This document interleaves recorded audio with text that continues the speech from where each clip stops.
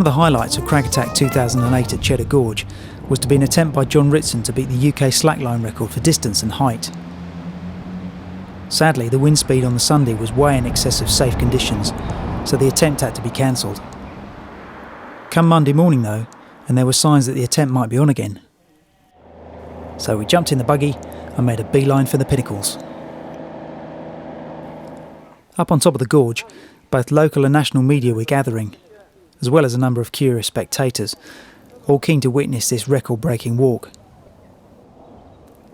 The challenge was, quite frankly, breathtaking. The record-breaking slackline was 95 feet long and 500 feet above ground level. John Ritson is the current holder of the British slackline records for length at 60 feet and height at 150 feet, both of which were a long way short of today's attempt. After taking a short walk to get his headset, it was time for the off.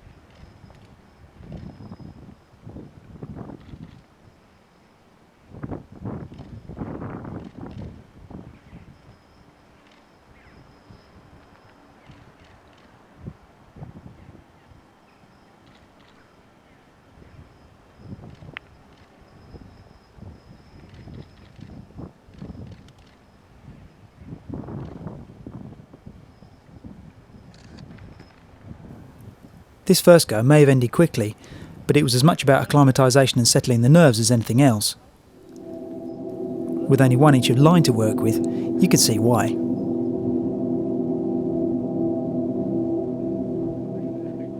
As everyone settled back into place, John set off again. Perhaps this time would be the one.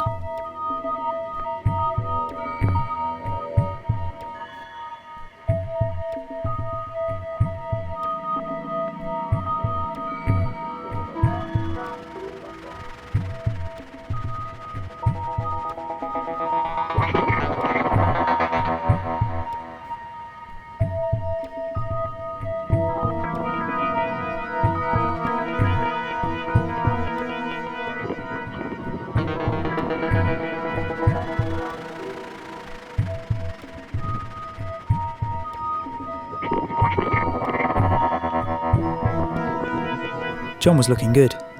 He'd gone further than the first attempt and looked comfortable.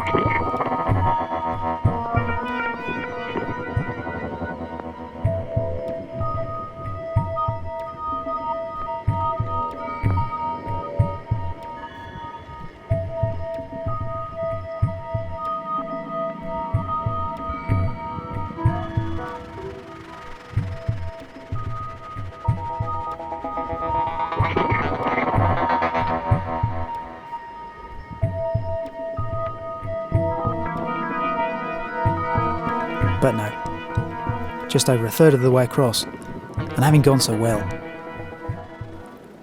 Despite further attempts, numerous falls, a mesmerising display of balance, and the arrival of Tim Emmett, which offered John a little moral support from a kindred spirit.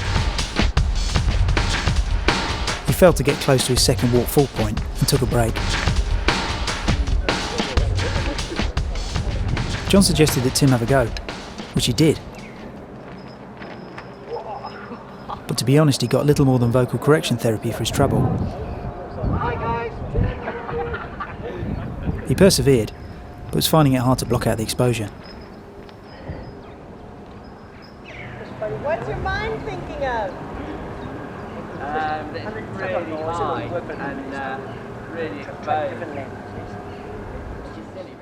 Refreshed, and obviously buoyed by the presence of Tim, who was the only other person present who could really appreciate the feat he was attempting, John tried again.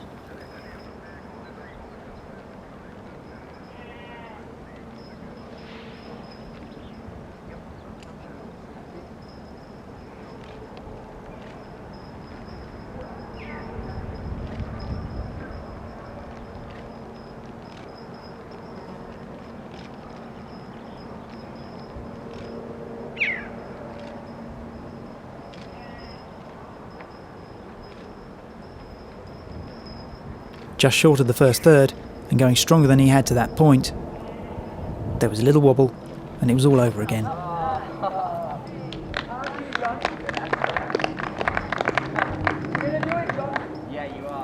John's frustration was understandable and beginning to show. But he just got back on for another try.